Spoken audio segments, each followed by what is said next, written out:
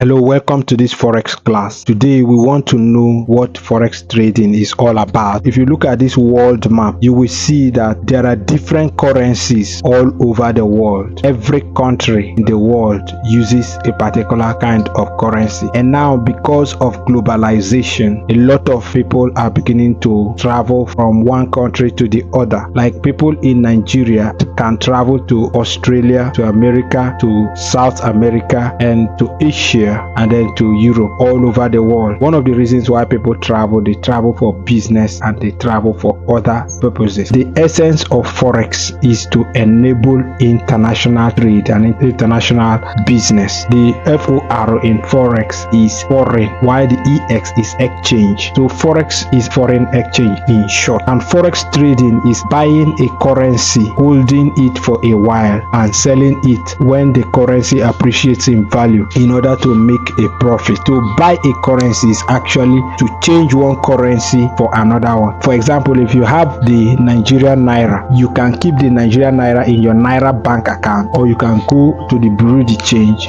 and change that your Naira to dollar. Now the Bureau de Change will check the current exchange rate or the amount of Naira that you have and give you the dollar equivalent. In this way, you have actually sold your Naira and bought the dollar. And when you do this, something will happen, because between the time that you bought the dollar and the time that you will convert that dollar back to Naira, one thing will affect the value of the currency, and that is exchange rate. So the exchange rate always fluctuates within the lifetime of every Forex transaction. In fact, exchange rates also changes every second, every minute, every hour, every day. The exchange rate is not constant. So you buy low and sell high. The goal is to buy when the given currency value is low and sell when the currency appreciates in value, and that is the way that you can make money from Forex trading. What are the reasons that people choose to learn how to trade Forex instead of learning how to do other kind of businesses like affiliate marketing, drop shipping, and all those things? One of the reasons is that Forex trading is economy proof. Forex traders can make good profit during global economic stability and during global economic crisis. When one country is not doing well compared to another currency, this becomes a problem generally, but to Forex traders, this is actually an opportunity for them to sell the currency of the country that is not doing well and buy the currency of the country that is doing well. But people in stocks, if you have stocks and shares of companies, the values of those shares will drop during global economic recession. The value of real estate will drop. In fact, all those things will be affected, but Forex traders will not be affected if they know what they are doing. Any currency trader that knows what he is doing will know how to position himself during the global economic problems. Okay, then you can work from anywhere in the world. Today, because of the nature of things, you cannot predict if you are going to stay in a particular country for the rest of your life. You might be in Nigeria today, and by next year you decide that you want to relocate to any other part of the world. If you have other solid businesses, you might need to sell them in order to relocate. But if you are a Forex trader, you carry your business wherever you are going. All you need is a smartphone, a computer, and an internet connection. If you are in a city and you no longer want to be in the city, you want to travel to the village to go and live there, as far as there is smartphone or computer and internet connection, you are good to go. So you can carry your business wherever you're going. Another advantage is that low startup capital. You can begin to trade Forex with as low as $50, okay, and up to 10,000 to 100,000 US dollars, $1 million, any amount of money that you like, that you have and you can afford to put in the Forex market. If you are going to go into other areas, maybe buying and selling of things online, sometimes you might need huge amount of capital, but it is not like that in Forex trading. Actually, some brokers even allow you to deposit maybe $10 to open a trading account. You are good to go, but we do not encourage people using such amount of money. If you are serious, Forex trading is a full business. If you are serious with your Forex business, you need to save up and deposit a reasonable amount of money, like up to $1,000, up to $1,000, $500 or $200, the barest minimum so that you can at least practice 1 or 2 risk management. All right, but in general it has low startup capital. Now forex trading is also easy to learn. Forex education is not rocket science. You can learn the skill. Forex works basically with currencies of the top economies of the world, and unlike other sectors, few factors influence currency value. Come to under fundamental analysis, you will look at those factors that can affect the value of one currency compared to the other one. The other point I need to make here is that buyers and sellers are always in the market. You can close your trades at any time. If you want to buy a currency, any volume of currency, there is always an opportunity for you to buy that currency and for you to sell. If you are trading cryptocurrency, if you are to some exchanges will not have enough volume for you to buy. Let's say so you take like $500 million and you want to buy a particular cryptocurrency in an exchange. Sometimes you will not have enough volume, but in forex, any amount of money you bring in, you can actually see buyers and sellers, especially as retail traders. Our institutional trader that trades in billions of dollars, they are market makers. They know how to scale in their positions, but as a retail trader, any amount of trades you have, you can always execute. Then a lot of people do not like meeting customers. If you are that kind of person that you don't like to do any business where you talk to anybody, like in network marketing, like in drop shipping, in affiliate marketing, where you will need to collect people's emails and begin to send messages and interact with customers and try to advertise and make them buy your things, forex is the way to go. Here you do not need customers. All you need is sound trading skill and your trading account. So having said this, let's move to the next point. If you are new to the channel, I want you to click the subscribe button and be a part of the community. If you look the description of this video, you will also find a link to the free WhatsApp channel. Be a part of the community. You need to start trading forex. It's just basically 5 things. There are just 5 things that you basically need to start trading forex. The first one is sound trading education. A lot of people underestimate this point. They want to come and start learning how to trade forex. The first question they ask you is, if I put in $500, how much will I make? That is a very stupid question. If you are just coming to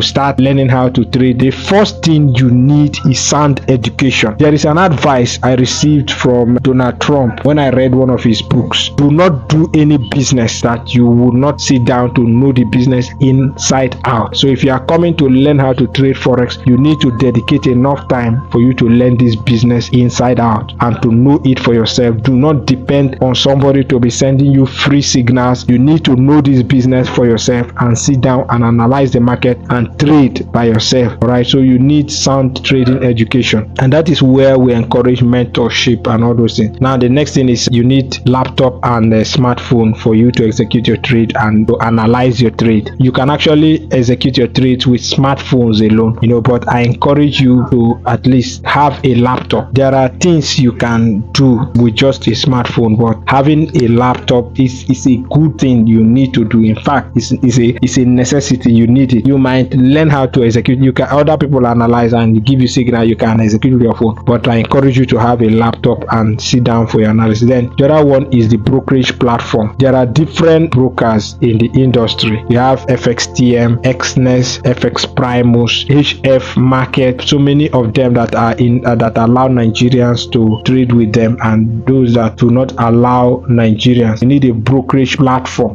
So if you are going to start trading, you will open a trading people that have bank account. That's where you deposit your funds and have access to the market. Okay, then the broker will provide you the trading platform. Some brokers give you their own trading platform. Other people will be using the MetaTrader, either the MetaTrader 5 or the MetaTrader 4, and there are other platforms like the C Trader, depending on the broker that you are using and what infrastructures they have. Then internet connection is a necessity because this is an online business, and you need a startup capital. So while you are learning, it is a good time for you to save up and get this thing. But everything here is important, but I emphasize mentorship and training above every other thing. This industry is a very huge industry. There are different key players, and these are ways you can make money. In fact, you can have 7 streams of income as a forex trader. Even as a beginner, you can get up to 2 to 3 of these sources of income, so that the day you are not trading, something is coming into your account. First, an independent forex trader. This is what we all do. The reason for learning how to trade is so that you can trade for yourself. If you have enough capital, you can open account with a reputable broker, fund your account, and stay in your closet and trade. There's nobody that is going to question you what you are doing, as far as you have learned the skills and you have mastered the game. That is a very valuable way to earn income as an independent trader, with your own money, making your own rules and being there for yourself. Then you can also be a trader for a prop firm. Now, the prop firm industry has come to stay. Before now, it was only the investment banks that used to have a department that was called the proprietary department that was trading some funds for clients. But today you have prop firm industries all over, although there are many fraudulent prop firms all over the place. But you can be a prop firm manager. You can partner with some brokers and set up a prop firm. And if you cannot do that, you can also look for prop firms, reputable ones, and get a funded account for them. Like if you check the link of this video, I've dropped a link to a prop firm that I use personally. You can get a pre-funded account already, and if you want to go through the pre-trial stage, you can also do that. You can earn money as an educationist or a trainer. If you have mastered the skill of trading, I do not see any reason why you should not teach other people how to trade. And now there are opportunities. You can do YouTube videos the way we are doing it and post online. Some people used to ask this question: if you are making money from trading, then why are you doing videos? Someone like Elon Musk, does he have to build new companies? But he has different companies he's building. Mark Zuckerberg is there creating new products, adding to his income source. So why would you, as a forex trader, and not do videos? If you are good, if you can teach, you can create a channel. It's good for you. If you want, you can even document your trading history on YouTube. And then if you are good and you want to develop a course which will take you considerable amount of effort, you can also do that. Just like you have the Weldds Forex Academy today, we launched that. It is one of the best forex education out there, based on the comments we've been getting from people who had bought other courses and have come to take the Weldds Forex Academy. If you want to join the Weldds Forex Academy, you can see that link. The point I want to make here is that you can make money as an educationist. You can teach people either offline or online, and you can make money. Another way you can earn money in the forex industry, if you have gained enough experience, is to become a forex business consultant. In 2023, when the new administration came into Nigeria, more than 100 companies have shut down operation, and then there are many reputable multinational companies that left the country. And the reason they left the country is because the exchange rate was affecting their business activity. If you are somebody who has authority in forex trading and people are having problem with their business, you can tell them how to hedge the risk. In our academy, I taught people how hedge funds protect multinationals by hedging risk, and you can learn how to hedge risks for companies like Dangote company. I gave an example of Dangote company that imports sugar from outside, and if the exchange rate fluctuates so high, it's going to affect the profit margin. So as a forex consultant, companies can pay you handsomely to advise them on what to do to mitigate the risks they are experiencing. So you can also become a portfolio stroke fund manager. If you have traded your own account and you are making money, and maybe you do not have enough capital in thousands of dollars or millions of dollars, nothing stops you from going out there to get people to manage their funds. If you are going to trade for other people, make sure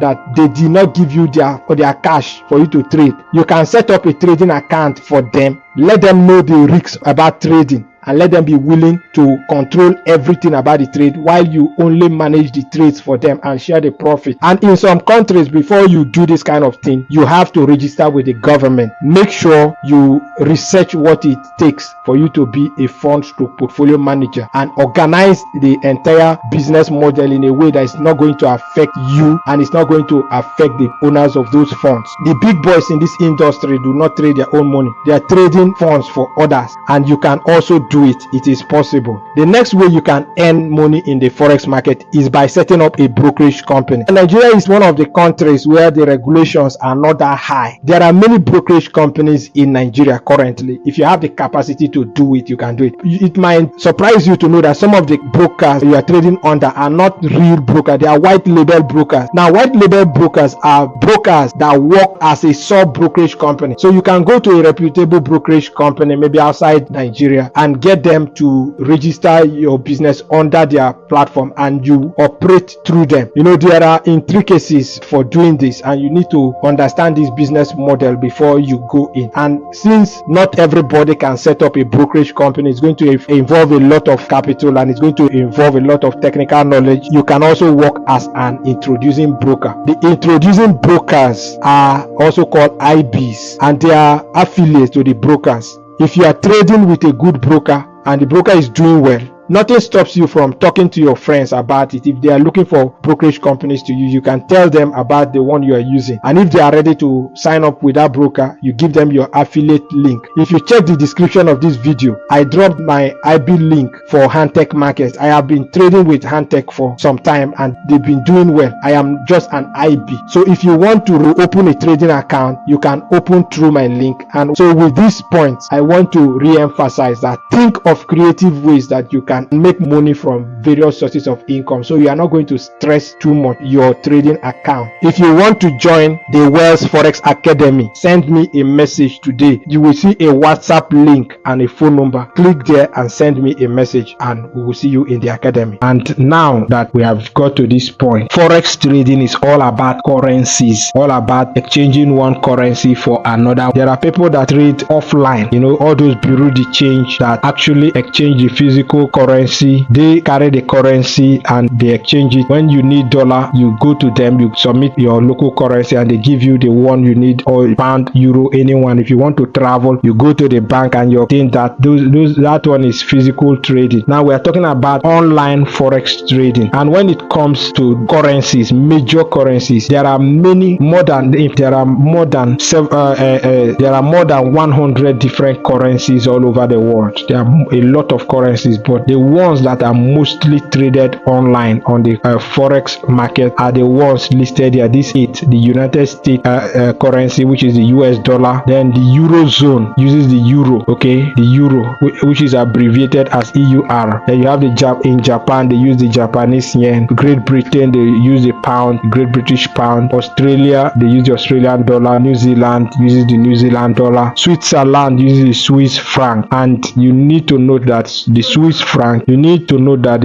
franc is abbreviated as CH on the forex, and then the Canadian dollar is CAD. So these are the major currencies. There are other currencies that are also important, but these are more important and some of the group that we focus more on. Right, then after this, you need to understand that foreign currencies are always traded in pairs. If you have dollar, you have to exchange the dollar for some other currency like the euro or Japan or those Japanese yen. If you have the Canadian dollar, you cannot just get Canadian dollar and keep it in the air for a while, and after some time it's still Canadian dollar. You won't make money that way. So you are always changing one currency for another. So currencies are always traded in pairs. So when it comes to the pairs, look at this table on the screen. Here you have the euro against the US dollar. Anytime that you are quoting currency pairs, you see that there is no space in between them. We write them together like this: euro against the US dollar, the pound against the US dollar, the US dollar against Japanese yen, the US dollar paired with the Swiss franc, the US dollar paired with Canadian dollar, the Australian dollar paired with the US dollar, the New Zealand dollar paired with the US dollar.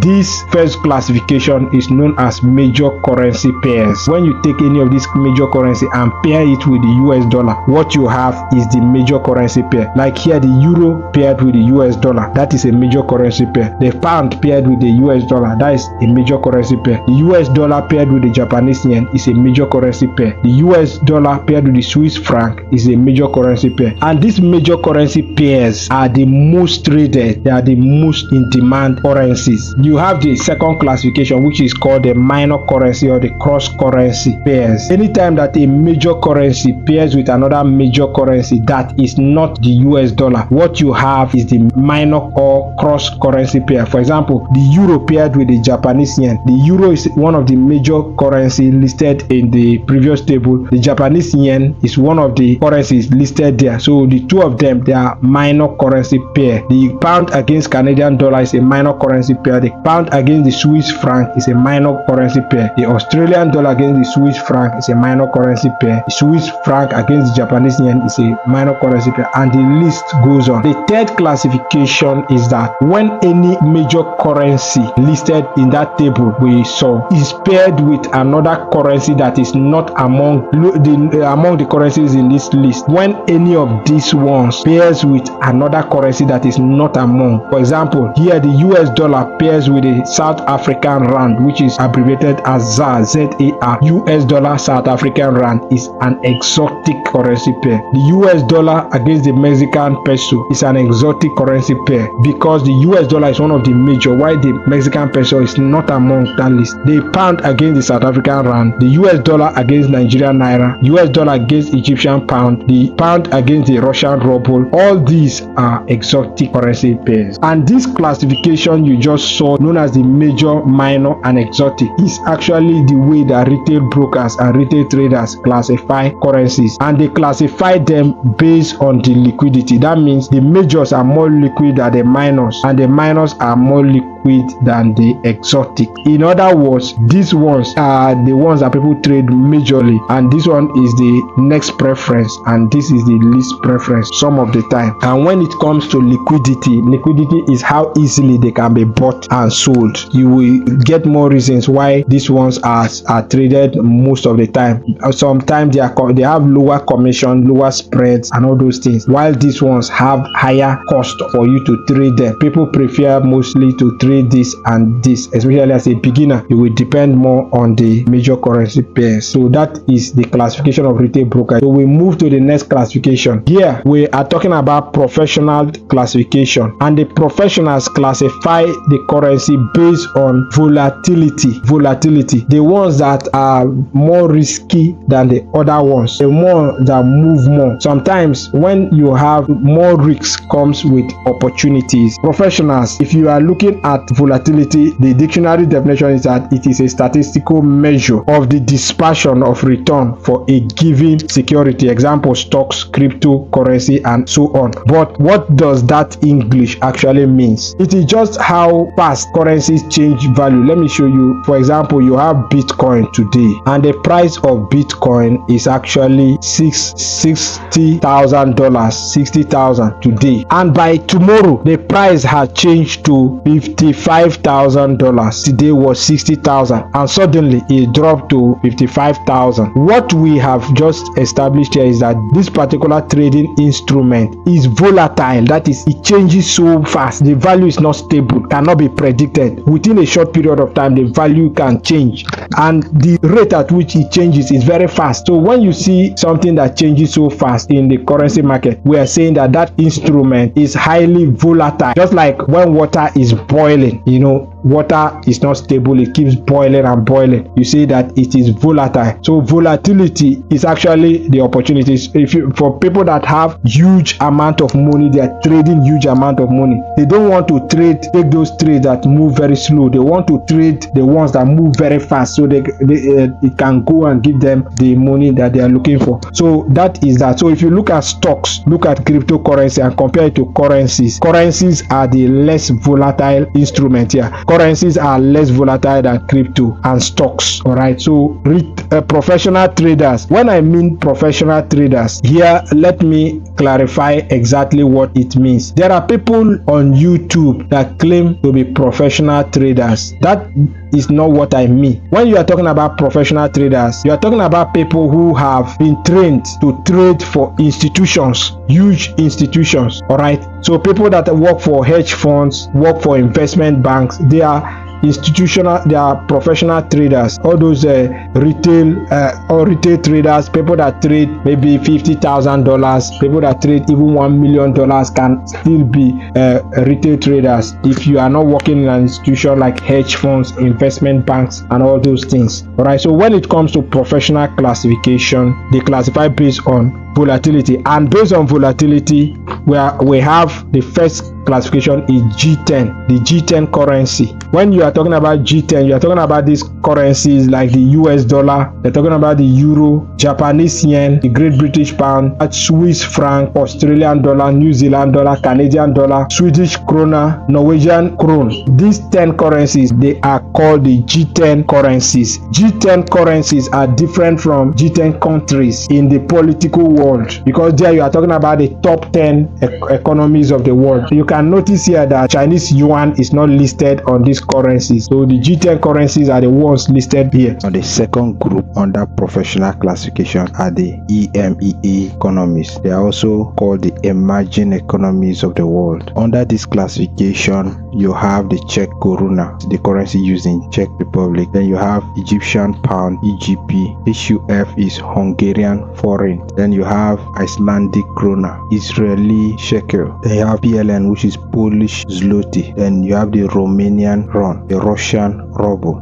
which is RUB, South African rand, Turkish lira, and finally Ukrainian hryvnia. These currencies are EMEA currencies. They are the next group after the G10. Still under the professional classification, you have the GCC currencies. These are the Gulf Cooperation Council, which is the Arab League. And when you come to the Arab League, you are talking about Kuwaiti dinar, Saudi Arabian riyal, United Arab Emirates dirham, Bahrainian dinar, Omani riyal, Qatar riyal. So these are and the GCC currency have one thing in common. They are commodity pegged. Remember that these nations, what is common among them is that they are oil-rich nations, okay, and the value of their currency is pegged to that of the United States dollar. In other words, they are not really available for long movement. Their value is not allowed to flow with the forces of demand and supply. They are pegged, so they are really pegged, and do not trade them in the online financial market because they are not profitable since their value is just tight. Having said that, I want us to consider this. So when it comes to forex volatile opportunities which are floating, remember every country have either a currency that is floating, which is a currency that is not pegged. The central bank allow the forces of demand and supply to determine the actual value of their currency, just like what President Tinubu did when he